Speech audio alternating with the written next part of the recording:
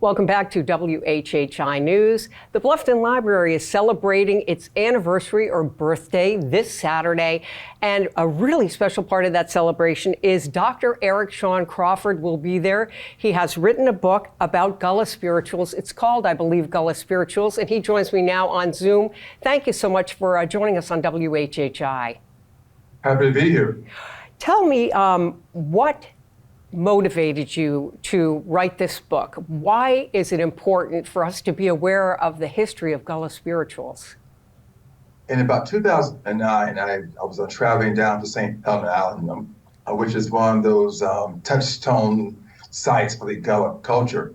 And I came across these four singers that were singing songs that dated back to the 1860s. And realizing that they were, at that time, somewhere in their late 80s, and became very much concerned that if not capturing these songs now, they might be lost. And so for me, it was important to be able to give to them. So many people had gone to St. Helena Island and taken stories and never given it back. So for me, it was important to capture, have a book, and give to them their shared histories. Oh, absolutely. I mean, it's similar to those people that go and do oral histories, where we still have some people alive in different periods of time that will not be here forever. And unless we have the documentation, I mean, in this case, it's music, it would be lost. So we're glad that you did this. You're also a teacher at Catholic University. You are what is known as a musicologist. What will you be speaking about at the Bluffton Library this weekend on Saturday? I'll be going through the book, of course, but also just kind of going through what the Gullah culture is and how it's very much a seminal part of the American story. These songs were equally important in the enslaved period, but then a century later, civil rights, and how these songs have become part of the American fabric. We always cite Kumbaya or those songs that just really become a part of the American vernacular. Well, it's interesting to me because they originated, or at least some of the origins are from, is it West Africa? Is that right? West Africa, indeed, yes. There's a song that David Murray sings. It's called A Neighbor Look a Day. And he says, Day Clean. These are songs that are very much part of the Sierra Leone Creole. And Day Clean means morning time. And a neighbor, hey, neighbor, look a day.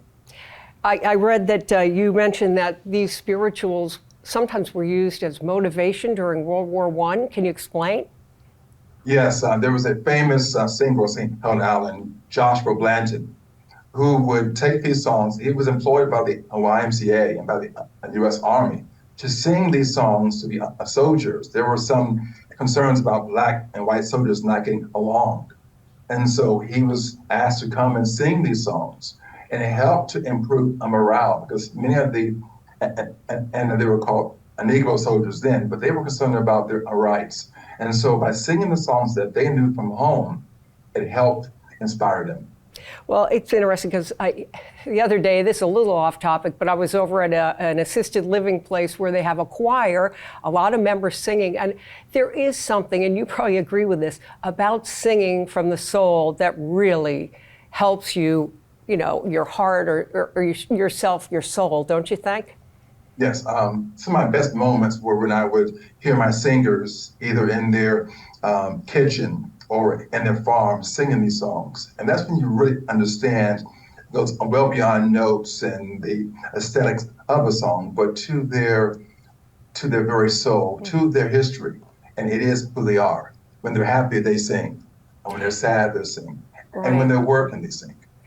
So I know you're going to be offering your book and also signing books at the Bluffton Library this Saturday. You're also going to have people there singing some of those songs. Are you not, the spirituals?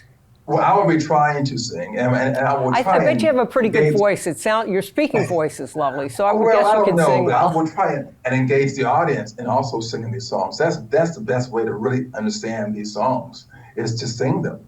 The very simple call and response. It can be very complicated, but in its very essence, it's simply someone beginning a song and the community responding.